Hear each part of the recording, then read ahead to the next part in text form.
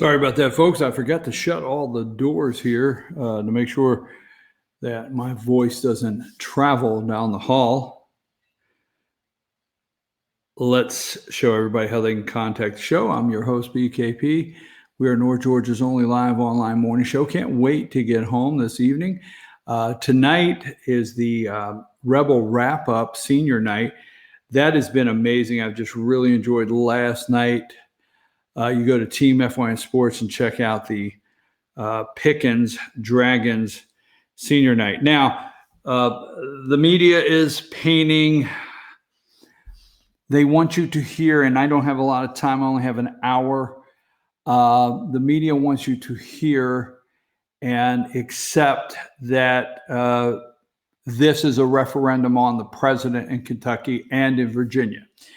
And they want to let you know this is what the presidential election will look like. And they are pushing this narrative to try to, and Republicans are going to fall for it, some of them, okay?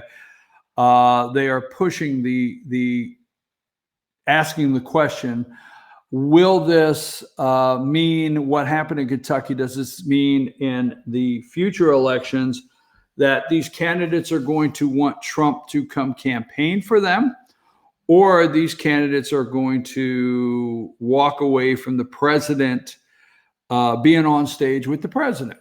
I mean, what is it going to be? And they're really trying to push that to scare Republicans away from him for campaigning, scare Republicans into thinking they're going to lose their district, scare Republicans to the point that they're trying to paint. Now, we just told you very clearly, we can't put it any clearer than we just did. The Brashar, if I have that right, Scheer, whatever they are, name in Kentucky, the political machine and what took place with Steve and Andy and all of the Democrats there, okay? And where, they can say Steve Bevin, a Trump-like candidate, he did not get that support nationwide, okay? A lot of people ran away from Steve or Governor Bevin. Anyhow, they will not paint that. What they're painting for you this morning is that this is the effect. They want Virginia. They love it in Kentucky. Now, what they love in Kentucky is the president had a 30-point swing, okay?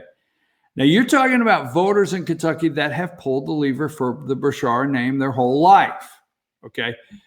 But they're saying Kentucky, where President Trump won by 30 points, Virginia, where he thought he was going to turn it red after Ralph, the governor of Northam, announced he would kill babies free of charge after they're born on the radio.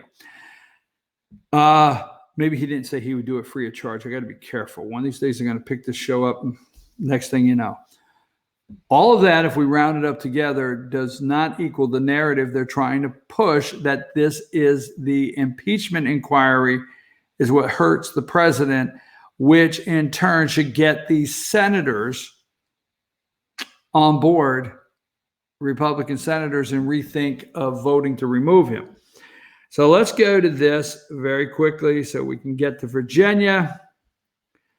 Number three, Republican Party of Kentucky. Congratulations to Daniel Cameron, Attorney General, on his elections as Kentucky Attorney General. Boom, we are proud that Kentuckians chose Daniel Cameron to be our first Republican Attorney General since 1948. First Republican Attorney General. See, I'm telling you, since 1948, and first African American to hold the office in history. Just not making it to the news. Let's go to the second one, number 4. He happened to be at the Trump rally. Daniel did, the new Attorney General of Kentucky. Grateful for the overwhelming support at tonight's real Donald Trump rally. So much energy supporting our president and our Republican ticket.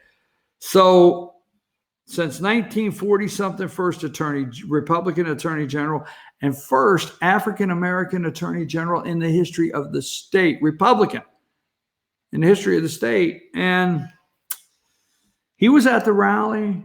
Didn't hurt him, Joe. This is Daniel, number 5. Seems to be a nice young man. Kentucky. Nothing big happened last night, folks. Don't get concerned. All right. Now, the only reason they're going to start working now to try to get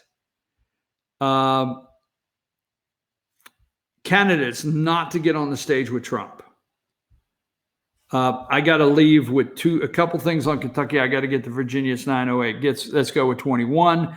Again, the narrative around all of the deep state media. They're not putting in John Hicks, 28,475 votes into that. He is the disruptor. Number 22, Rand Paul, way to go, Senator from Kentucky, saying we must expose the whistleblower. You must. Media, you know who he is. You must expose it, okay? And then the whistleblower's attorney comes out and says, well, if he gets hurt, it's on you. So Rand Paul put it out there the other night. And let's go to number 23. Number 23 is Mitch McConnell on stage with Donald Trump in Kentucky, because Mitch McConnell knows what Andy Bashar and his family is like as far as a political machine. Mitch McConnell, not giving him any props, understood what Bevin was up against, but he knows this guy's biggest fear, because don't forget, I do think, and I didn't put the person up there, give me number 29, Amy McGrath, okay, Lieutenant Colonel retired in Kentucky. I'm telling you, Combs, was her name Combs or whatever? The lady that ran, Secretary of State of Kentucky, whoever she ran against Mitch McConnell last time. I'm here to tell you, I think she would have beat Mitch McConnell. I really do.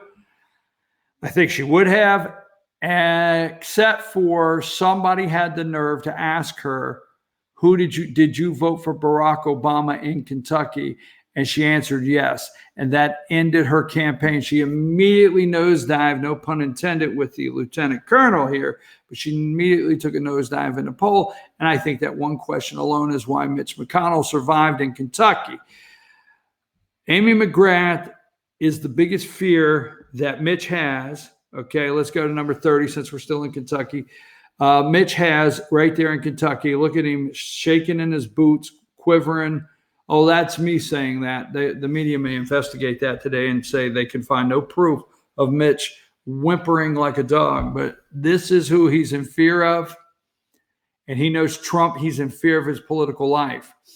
Now, I'm going to say the nicest thing I can say about Mitch McConnell right now.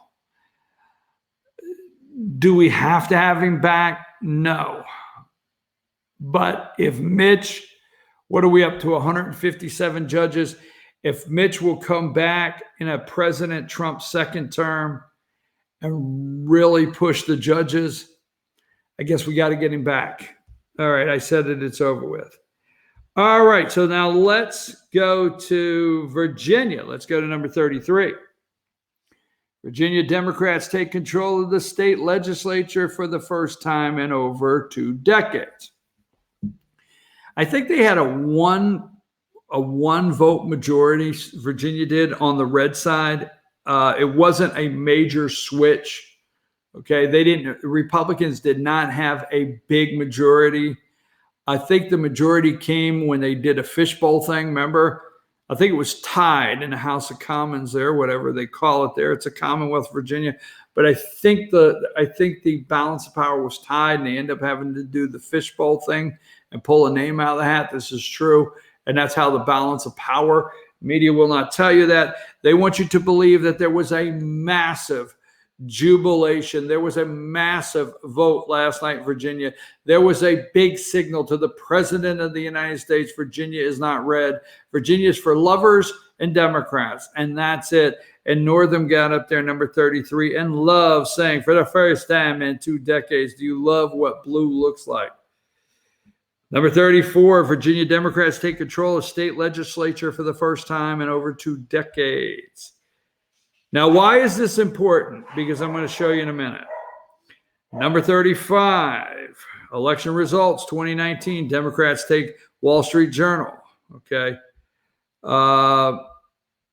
Not going to get to everything this morning. Let me see if I have anything else on Virginia before we get into that. Hold on. There's number 46, Ralph Northern. Okay. Number 48, MSNBC, the Washington Post, Democrats flip both Virginia chambers. Democrats flip Virginia State House.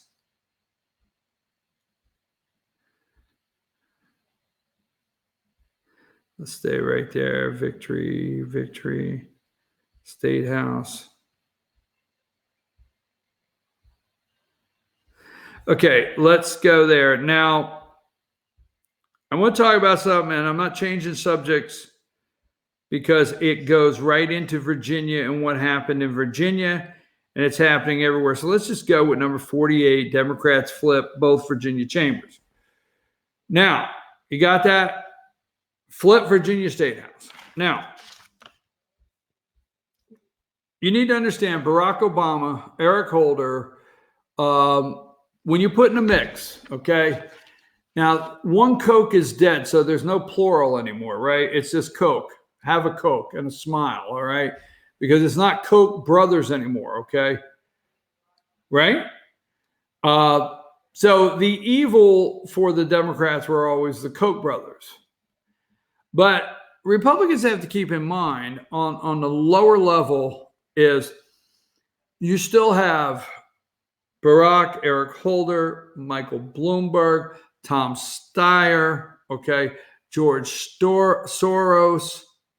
The list goes on of the corrupt billionaires that are trying to manipulate and change this country as you and I know it, okay? So Democrats flip both Virginia chambers. Now, let's go to, and we're going to switch states for a minute, but I'm going to explain to you why. Let's go to number 18. Number 18 is Fair Districts, PA. See it there? You see the website? Okay. Now, yesterday at a poll here in Pennsylvania, I asked if I could take pictures. So there were signs like this everywhere you went yesterday. Number 14. Gerrymandering cuts voters out. Make your vote count. Fair Districts, PA. How can this sound wrong? All right. Now, I'm going to say my assumption because they would not answer the question. But my assumption, well, one, I know they get paid. All right. I know they get paid. So let's go to number 15. These two ladies, as you can see, Fair PA, and I have one of them here. Now, there's something on here. Let's end gerrymandering. Pennsylvania voters should choose their politicians, not the other way around. Who does it and why? It's negative impact. And it sounds good. And I love this. They promote it as nonpartisan. This is a nonpartisan, independent citizens, a permanent nonpartisan solution to gerrymandering. We want an independent citizens redistricting commission with strict rules and fairness and transparency. Okay. First of all, I find something that is nonpartisan today. Okay. So there's something missing off this. It sounds great. Now, this is the picture, number 15, of these two ladies, okay? And then let's go to number 16, all right? She has her clipboard, number 16. And everybody that came out the door, now I don't know about other states, but they're not supposed to ask for you to sign any petitions or give you any literature going in to vote. But they can talk to you coming out. Everyone that came out, they had their clipboard ready, their piece of paper, which I have in my hand.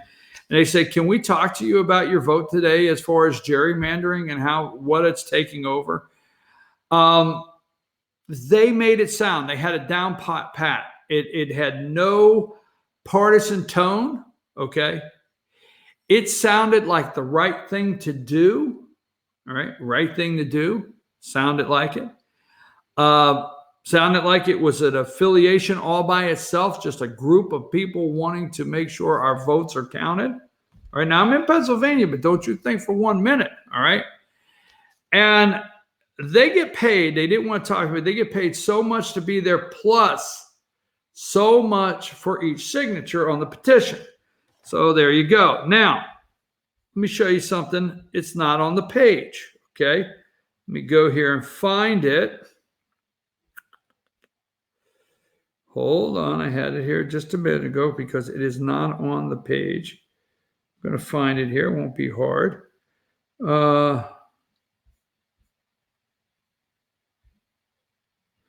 Hold on, everybody take a deep breath. I know it's here somewhere. All right, let's go to number 20. Number 20. See in the top corner? Because it's not on the paper when you come out. It's not on the paper. If you take this paper home and you go to their website, you're not going to find this anywhere. Because here's the problem is I had people coming out and I watched them all day and they were going into polls with their Trump hats and they had Trump supporters. And I would say to everybody that come in a poll with a Trump hat, Trump button or whatever, say, I like your hat. Thanks a lot. The president, sure do. Okay. In and out. But Trump supporters are coming out.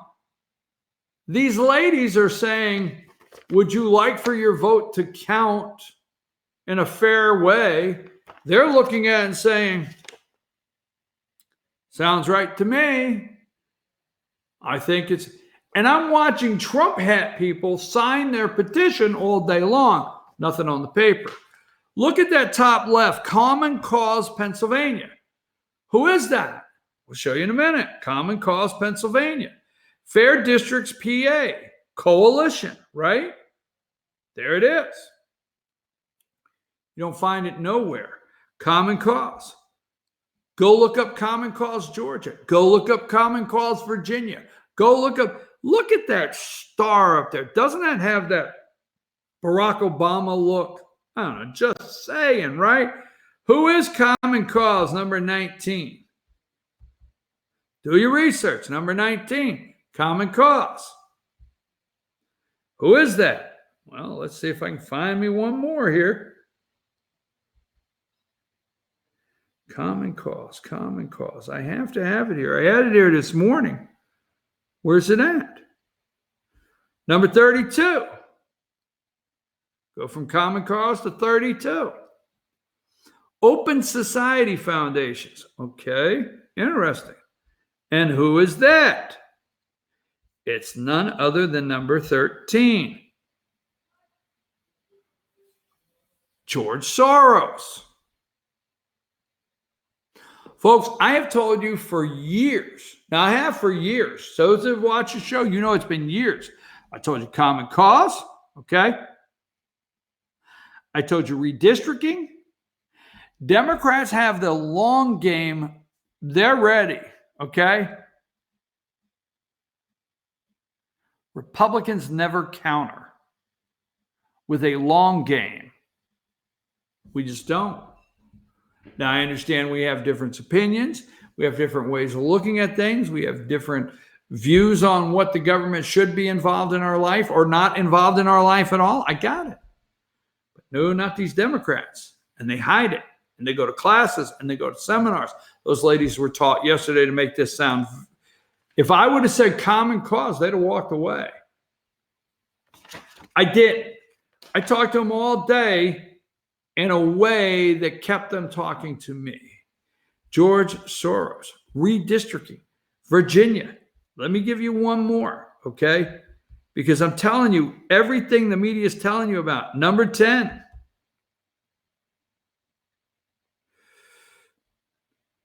Who told you about this years ago?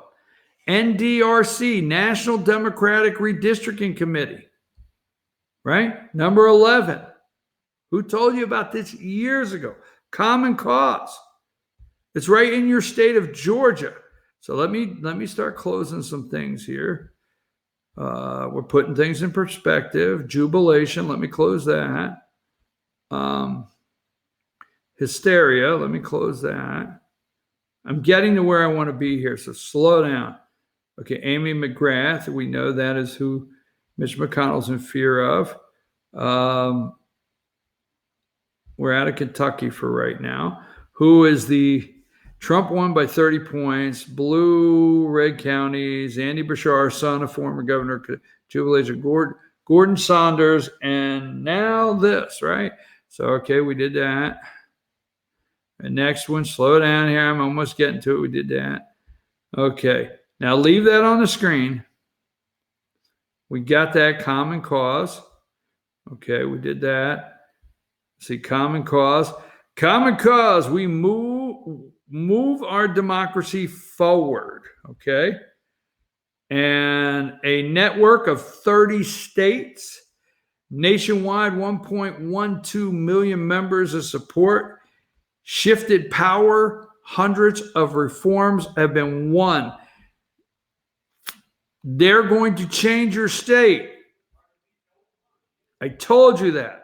They're going to change your state. They want your state, right? And they're doing it in Virginia, okay? That's what the takeaway has to be, all right? Yes, Burchard raised $10.7 million in 3 months. Yes, he did.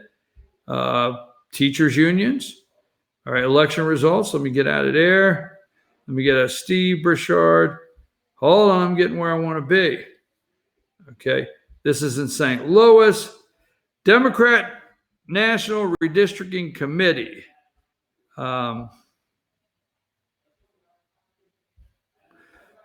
Democrat National Redistricting Committee. The NDRC, a political system is broken. The fight to fix it is now. Folks, they've hired lawyers. They have everything masked over.